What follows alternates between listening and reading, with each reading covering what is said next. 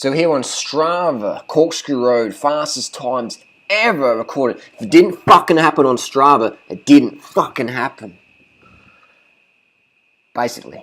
So we have Strava, my best time, 8:10 off the bat during on a Penny Bevan, 6:39. Carly Taylor, 8:50. Her record not broken yesterday. Almost 4 years old. So let's have a look at the stats. Strava doesn't lie, especially with a power meter on there.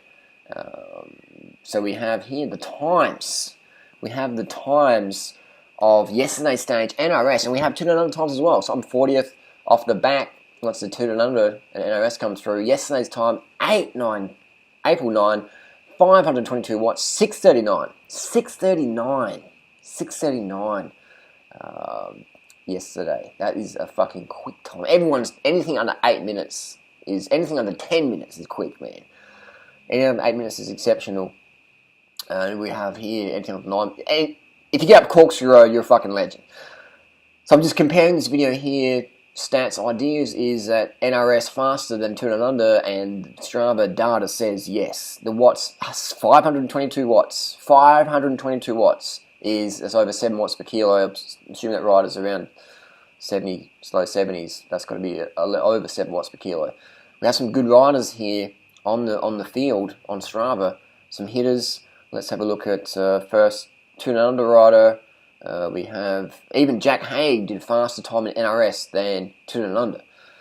So Jack Haig posted on Strava. Guessing posted on Strava 462 watts, 706. So it's almost 30 seconds slower, 27 seconds slower around abouts than the fastest time recorded ever on Strava by an NRS rider. So Cadell Evans' time was about, I don't even know what it was really, because it's like, he talked to his own person. Yeah, I was here on SBS commentator, you know, it was, sort of, and then my neighbour's cousin's chicken farmers told me it was this time. There's so many conflicting times. What was it, you know, like SBS versus Channel 9, that. If it was not on Strava, didn't happen. So we got Strava with the time, with the power meter, it makes it more legit, doesn't it? Thomas de Gates down here, another well-known GC rider off the back on NRS times. So it's pretty impressive. Some say the stage was a bit shorter than 2 and under stage. Yeah, but there's not much prize money up for grabs at NRS, and you know, have helicopters, TV stations, etc. following you. So there's less spectators, there's less crowd screaming at you. So no one's screaming at these guys yesterday. Maybe the director's boys in the car, get on the fucking road, cunt. But there's no spectators, there's no big chance. 2 and under, man, is chaos. So NRS definitely deserves some more publicity, especially the Corkscrew stage. I mean, like, I didn't even know about it until that morning, or the evening before, whatever, and then I didn't even know the girls were coming up. So it was just, I didn't even know. I thought I'd been in the loop. I didn't even fucking have an idea.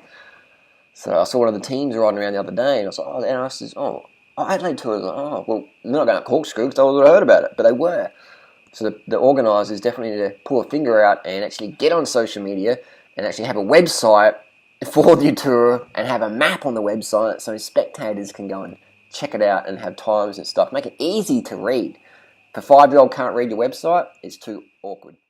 Okay, so I was out with the camera yesterday filming. Cops coming for me. I thought they were going to come for me. Yeah, Mr. Johnstone, you did talked about diets on Instagram and you showed your opinion about a fad diet. You're going to prison, buddy. And so we had the cops, police escort in front of the race. Here we go. First rider on the bends, Corkscrew, spinning, cruising up there. And I won't mention any names, so I don't want to leave anyone out or make an error. But I'm going to rewind it in a second and look at different techniques. There's a rider in there with some good posture, some good technique. So this is not even criticism or whatever. This is merely just a physiology lesson. It's not often you get elite athletes. That's the beautiful thing about cycling. Get up and close and film. And this is like a physiology lesson. We can look at a little bit of basic physics, basic efficiency, motion, etc. The riders coming around. So they got splintered up on the Corkscrew. Splintered up. I think got splintered a bit on Checkers Hill as well. Would have been great to have the girls on camera as well. I wish the race organisers would pull the event more publicised. Even the local riders, even on the local cycling forum, the people, is there a race in the weekend? Like, where do we go? Where do we go? I didn't even know. So it was maybe 4 of us on the Corkscrew. It's a great climb, man. 2 and under, we get fucking 500,000 on this climb. Why can't we have more if the organisers actually got behind the event and made it public versus Secret Squirrel Race? So we have some riders here. We'll get to the rewind in a second. I'll show the front groups. These are all the front groups. Hey, Jerry. Hey. Hey. Hey. Spin to win. Spin to win. We have the first rider coming up the road, first rider on the road at Corky. I want you to look at the rider's pedals. I want you to see how much side-to-side movement there is in the upper body. And now when cycling, when you're in the saddle, you want to be scraping. You want to be scraping the mud off the sole of your shoe. Look at those yellow shoes, scraping the mud. And scraping the mud off the gutter. It's like you're getting rid of dog shit on your shoe. You're scraping the dog shit off your shoe when you're in the saddle. Out the saddle doesn't matter. In the saddle, scraping it off. Now look at these riders coming through. Now pay attention to the second rider, not the blue helmet. Let's go rider number 2. Number 2, here he is there. Watch him. Watch his upper body. And he's not really moving much at all. Just really stiff, efficient.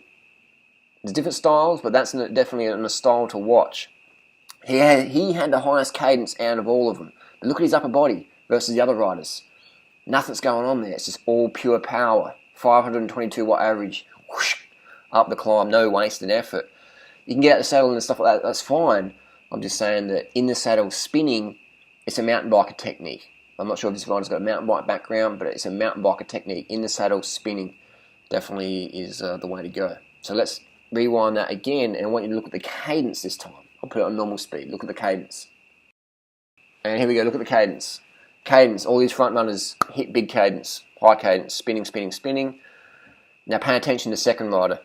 Number 1, number 2, look at his cadence. Look at that. Look at that. Look at that. Look at that. Just spinning. All these riders are spinning pretty good, but the second rider, that 522 guy, 522 watts man, spinning the most. Spinning the most. So there you go. You can grind up the fucking hills, or you can spin to fucking win.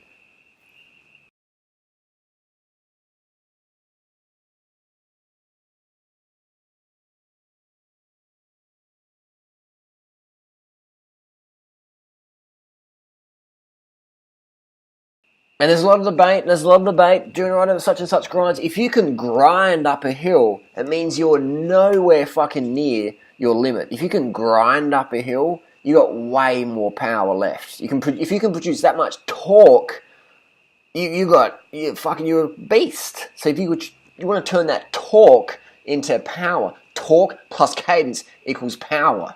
So cycling's not about producing torque. That's what fucks your knees up and makes you slower than you would be otherwise. Torque plus cadence equals power. So you want to be able to spin those fucking pedals like Mr. 522. Spin to fucking win.